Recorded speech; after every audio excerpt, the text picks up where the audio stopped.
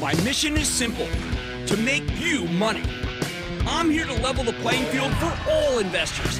There's always a bull market somewhere, and I promise to help you find it. Mad Money starts now. Hey, I'm Cramer. Welcome to Mad Money. Welcome to Cramerica. Other people want to make friends. I'm just trying to make you money. It's my job is not just to entertain, but to educate, teach you how this business works. So call me at 1-800-743-CNBC or tweet me at Jim Cramer. What makes stocks move? What separates the bad days from the good days, like this one, where the Dow gained 116 points, S&P jumped 0.81%, and the NASDAQ pole vaulted 1.53%? Now, a lot of people assume that any given day is a random walk where the odds are about 50-50 either way. This is a mistake that a lot of newcomers make. It's almost as if they see the market as a big casino, and they've settled at the roulette table where they're betting on red or black. So when they see a stock coming into the session with a full head of steam from pre-market trading, they want to put their chips on it. Black going higher, red going lower. But if you're going to trade, I'm begging you to be more disciplined than that. If you bet on black when the pre-market action looks good and you bet on red when it looks bad, well, you'll ultimately get your head handed to you every time we get an intraday reversal. Something, by the way, that happens a lot, including this morning's opening. I approach day trading the same way I approach sports betting. I can't gamble, but I sure know what the heck I'm doing. Each session is a game, a battle between the bulls and the bears where you have to pick a side. My method. I immediately try to figure out who's the favorite and who's the underdog, just like in sports betting, because you always want the wind at your back when you're trading. And unlike gambling, the line isn't readily available or accessible, so I have to create it in my mind. I'm going to show you how I do it. Today, you can tell from the start that the Bulls were the favorites because of the strength of the futures. That makes it too easy. If this were a football game, though, you'd have to spot the Bears, try to figure out what. How about 6 or 7 points to attract some short money from the other side? The Bulls just had so much going for them from the get-go. First and foremost, the Senate grilled Janet Yellen, the next Treasury Secretary. And to stick with the football analogy, she's Tom Brady. Although I may be the first person to draw that parallel. What else can I say?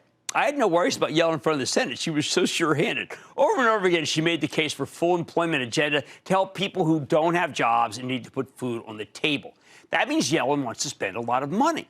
Now, normally that kind of thing would have left her open to a Republican blitz, but she released her answer so quickly that there wasn't a single sack or even a hurry. With Jerome Powell at the Federal Reserve, is he Aaron Rodgers now that Drew Brees can't throw deep and may be retiring? Yeah, he's Rodgers. And Yellen at Treasury, we could be looking at years of low interest rates and generous government spending, which is fabulous for the stock market. I think a lot of investors spend too much time focusing on Washington, but policy does matter. When Yellen says we need to act big, she's talking about acting big to create more jobs. And that's what the $1.9 trillion stimulus package is all about. I know some skeptics think that Democrats just want to give handouts to people who don't want to work. But this is America. People want to work. States want to pay. If Congress doubles the minimum wage like Biden's proposing, I bet people want to work even more. The truth is we've got 7% unemployment in this economy, and that needs a shot in the arm. That's too high. So when I hear Yellen talking about big, it makes me feel like the Bulls have a home field advantage with Yellen at the helm, just like the Bucs had an advantage with Tom Brady. Bulls by 3, or non-gambling speak, the Bulls are so powerful that you have to spot them at least 3 points to make it even. Now let's take the line even further. When the economy gets a shot in the arm, people with money are more likely to start new businesses or invest in the stock market. One's good for the economy, one's just okay. We know there's lots of index money. 50% of stocks are owned by funds that track indices. So if you're an index fund investor, you're taking the line up for the Bulls. That's not so much the case for people buying individual stocks, although when it's done en masse, like BlackBerry or Palantir or GameStop, Bed Bath & Beyond, AMC, it gives the Bulls a boost. And whether it's young people jumping on a little dollar stock like AMC or older people buying an industrial like Honeywell, these individual buying patterns are strong. So you got to spot the Bears another 2 points. Next, if you want to know where games are really won, it's the offensive line. You need that impenetrable wall to push forward. But for the last few weeks, we've watched the successive front lines we get blitzed after a couple of up days. Today, though, we had the best front line you could ask for. It's more than 4. We had Facebook, we had Amazon, Apple, Netflix, Alphabet, FAANG. You could always take out one of those and substitute Microsoft, which also roared higher, but please do not take out Netflix, which had a remarkable quarter this very evening. These big tech plays are all viewed as lockdown stocks. They're the ones you bet on when it looks like Uncle Sam will keep botching the vaccine rollout. Now, I think that's too, let's say, severe. We don't know what Biden's got planned.